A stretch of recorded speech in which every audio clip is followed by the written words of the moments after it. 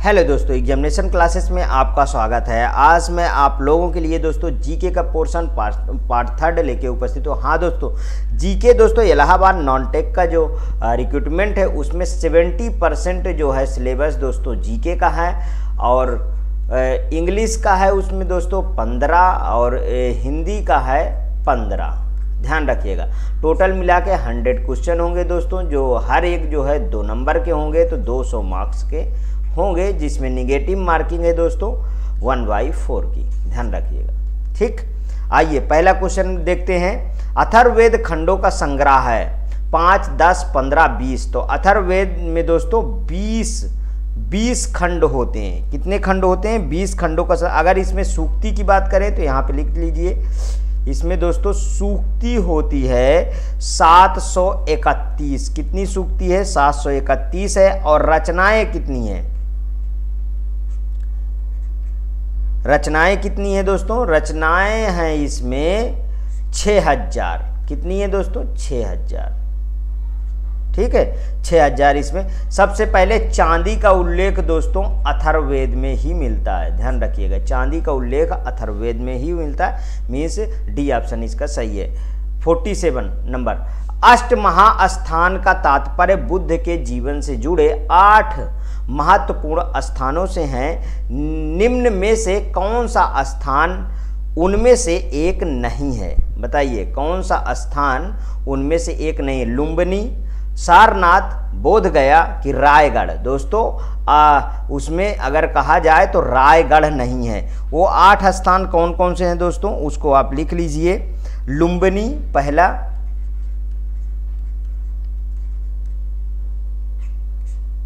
लुम्बिनी। दूसरा लिखिए गया। तीसरा लिखिए सारनाथ। चौथा लिखिए कुशीनगर।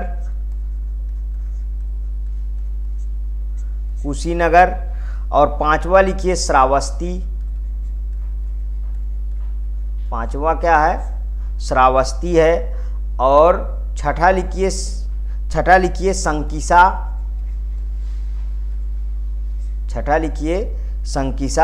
और 7वां लिखिए राजगृह।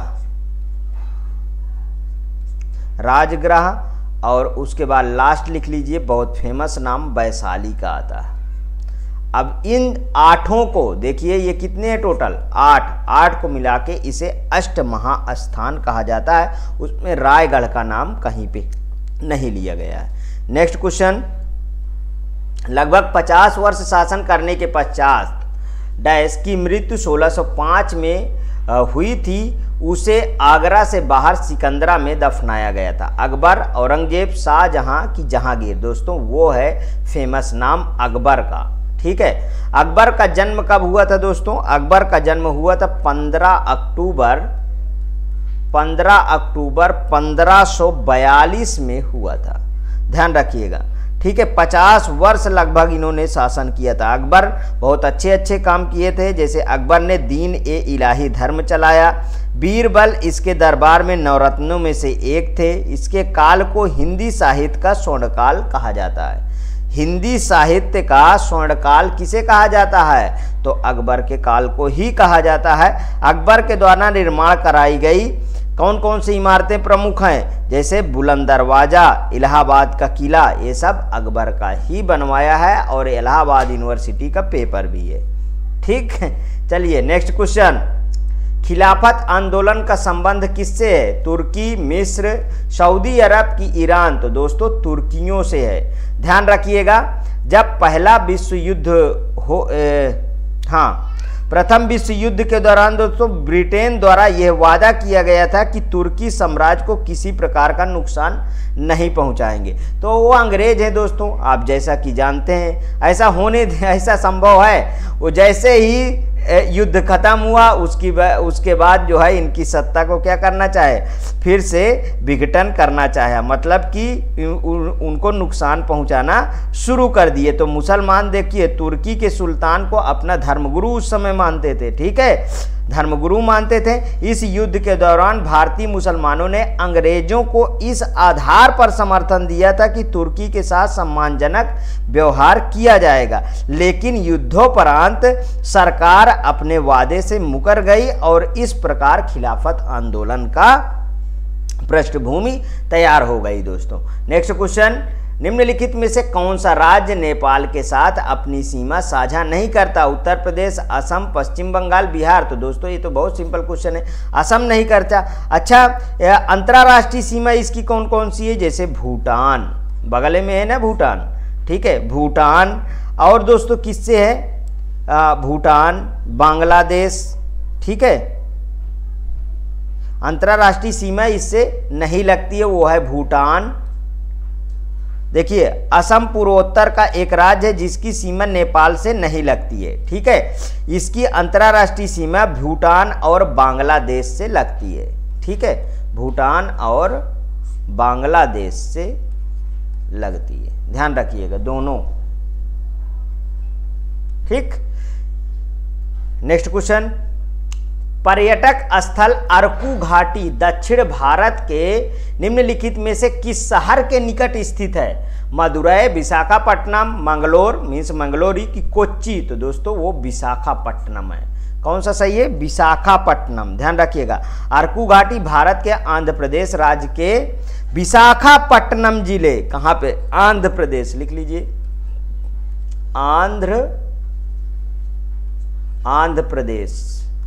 आंध्र प्रदेश राज्य के विशाखापट्टनम जिले में एक खूबसूरत हिल स्टेशन, इसे क्या बोला गया? हिल स्टेशन, एक खूबसूरत हिल स्टेशन, ठीक है। अरकू घाटी विशाखापट्टनम शहर से लगभग 111 किलोमीटर दूर, इसे आंध्र प्रदेश का ऊटी भी कहते हैं, ध्यान रखिएगा।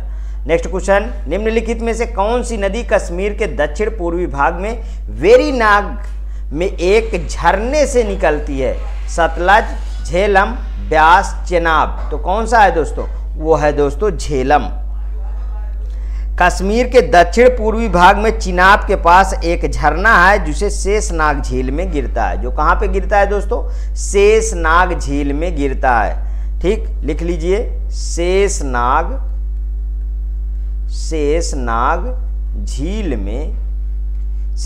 झील में गिरता है। ये झेलम नदी का उद्गम होता है। झेलम दोस्तों अगर कहा जाए तो चेनाब नदी का ही, चेनाब नदी का क्या है? चेनाब नदी की सहायक नदी है। उलर झील से बहती हुई कुछ दूरी तक यह भारत पाकिस्तान की सीमा को बनाती है, ठीक है। और श्रीनगर दोस्तों अगर कहा जाए कि श्रीनगर किस नदी के तट पे स्थित है, तो झेलम नदी के तट पे ही श्रीनगर स्थित है। नेक्स्ट क्वेश्चन, काली मिट्टी और किस नाम से जानी जाती है? खादर मिट्टी, बांगर मिट्टी, रेगुर मिट्टी की कछारी मिट्टी।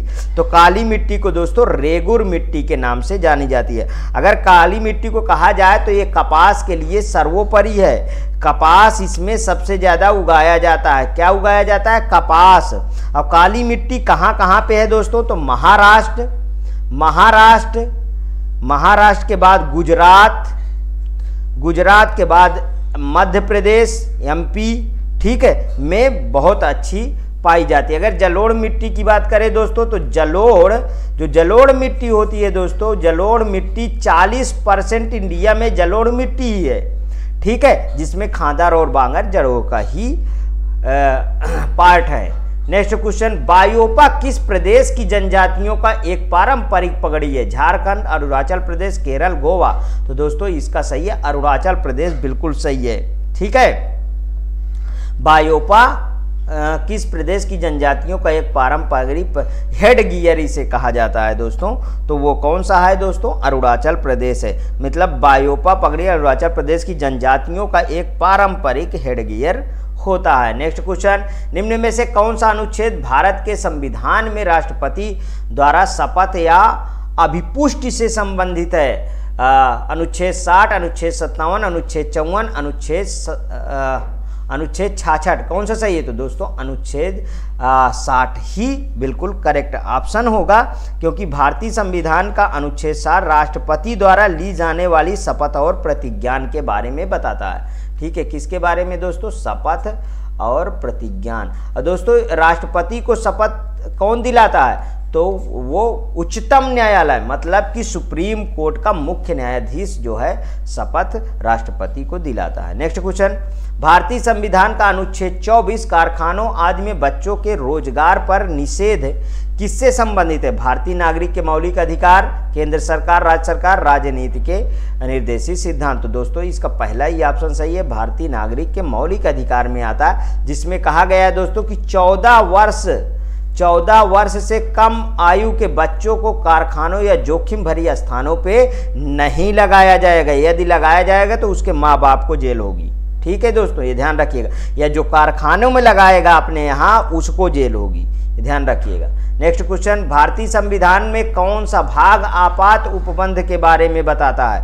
तो आपात उपबंध के बारे में दोस्तों ये सी ऑप्शन इसका बिल्कुल करेक्ट है, ये आपात उपबंध के बारे में बताता है। आपात उपबंध के बारे में बताता है। 9वां क्या बताता है दोस्तों? पंचायतें के बारे में बताता है। 9वां क्या बताता है? पंचायतें के बारे में बताता है। और 12वां क्या बताता है दोस्तों? वित्त संपत्ति। किसके बारे में? वित्त संपत्ति और संविदाएं और वाद के बारे में बताता है। संविदाएं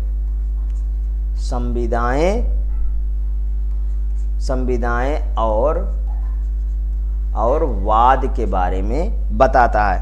और ये 15वां क्या बताता है दोस्तों? ये बताता है निर्वाचन।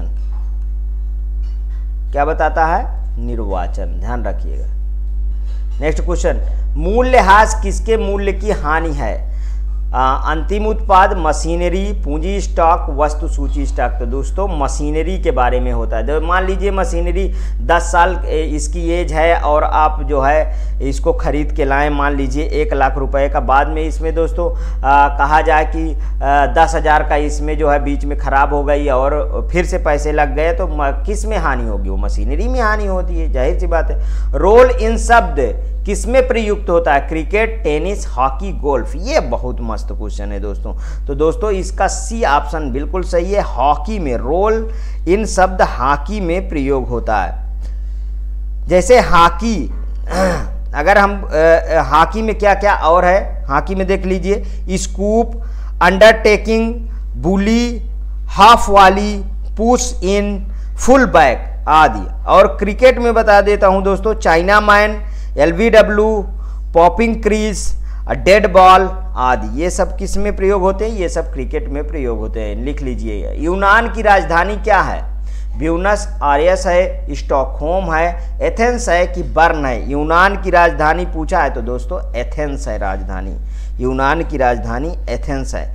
और ये ब्यूनस आयर्स किसकी राजधानी है दोस्तों? अर्जेंटीना की। लिखिए इसको, अर्जेंटीना की, याद रखिएगा, ये सब आ सकते हैं। ठीक है, अर्जेंटीना की। ठीक है, अर्जेंटीना की। स्टॉकहोम स्वीडन का है, स्वीडन का है। एथेंस यूनान बता ही दिया, लिखा ही है। बर्न किस है? स्विट्जरलैंड का है। ये किसका है? स्विट्जरलैंड।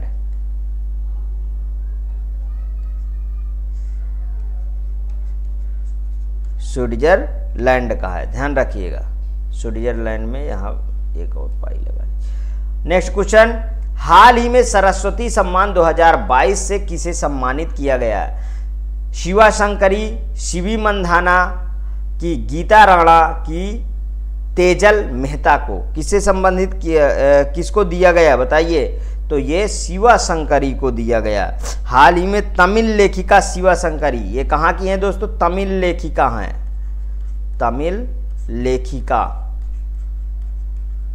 तमिल लेखिका है शिवा शंकरी को। उनकी आत्मकथा सूर्यवंशम के लिए सरस्वती सम्मान। किसकी? सूर्यवंशम, लिख लीजिए,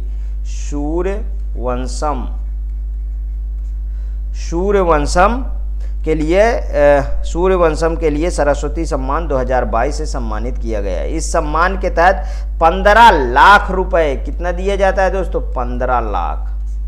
15 लाख रुपए की धनराशि प्रदान की जाती है। नेक्स्ट क्वेश्चन, हाल ही में जारी विश्व खुशहाली रिपोर्ट 2023 के अनुसार भारत की रैंक कितनी है? बहुत अच्छा क्वेश्चन है। विश्व खुशहाली पूछ रहा है, ध्यान रखिएगा। विश्व खुशहाली रिपोर्ट 2023 के अनुसार भारत की रैंक कितनी है? 122, 126, 135, 136।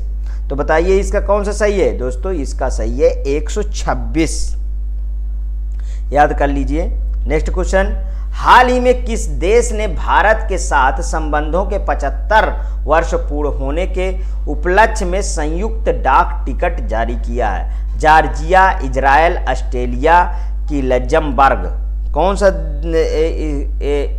कौन सा है दोस्तों? तो ये है लग्जमबर्ग है दोस्तों। भारत के साथ संबंधों में 75 वर्ष पूर्ण होने के उपलक्ष्य में लग्जमबर्ग ने भारत के साथ संयुक्त रूप से डाक टिकट जारी किया है। पशुओं के स्वास्थ्य की देखभाल से संबंधित संजीवनी परियोजना की शुरुआत किस राज्य से की गई है? किस राज्य से की गई है?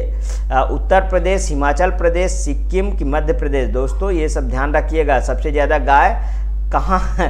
उत्तर प्रदेश का नाम आता है, लेकिन ये सही है हिमाचल प्रदेश, इसलिए गड़बड़ाइएगा नहीं, ठीक है। पशुओं के स्वास्थ्य देखभाल के लिए हिमाचल प्रदेश राज्य में संजीवनी योजना की शुरुआत हुई है। इस योजना के तहत टेलीमेडिसिन तथा औद्योगिकी का उपयोग कर किसानों के घर पर ही उच्च गुणवत्ता वाली स्वास्थ्य सुविधाएं उपलब्ध कराई जाएगी। अप्रैल 2023 में वाराणसी की तुलसी घाट बहाली परियोजना की शुरुआत कहां से की गई है? Nepal, Singapore, Uganda, America. बताइए कहां से की गई है? तो दोस्तों इसका सी ऑप्शन बिल्कुल सही है, युगांडा से की गई है, ठीक है, युगांडा। अब युगांडा है क्या? देखिए, भारत के विदेश मंत्री एस जयशंकर ने अफ्रीकी देश युगांडा, ये कहाँ है दोस्तों? अफ्रीकी देश है, अफ्रीकी देश है, ठीक है। अफ्रीकी देश युगांडा के दौरे के दौरान कंपाला से वाराणसी की तुलसी घाट बहाली परियोजना की शुरुआत की है। दोस्तों आज का सेशन यहीं पे समाप्त होता है। यदि आपको अच्छा लगे तो प्लीज़ और प्लीज़ दोस्तों मेरे एग्जामिनेशन चैनल को आप सब्सक्राइब कर लीजिए, मेरा वीडियो लाइक करिए, ज़्यादा से ज़्यादा दोस्तों में शेयर करिए। हाँ, अपनी प्रतिक्रिया कमेंट बॉक्स में जरूर प्रस्तुत कीजिए दोस्तों। हर एक दिन कम से कम आपको मैं 2 वीडियो देता रहूँगा दोस्तों। ओके दोस्तों, थैंक यू।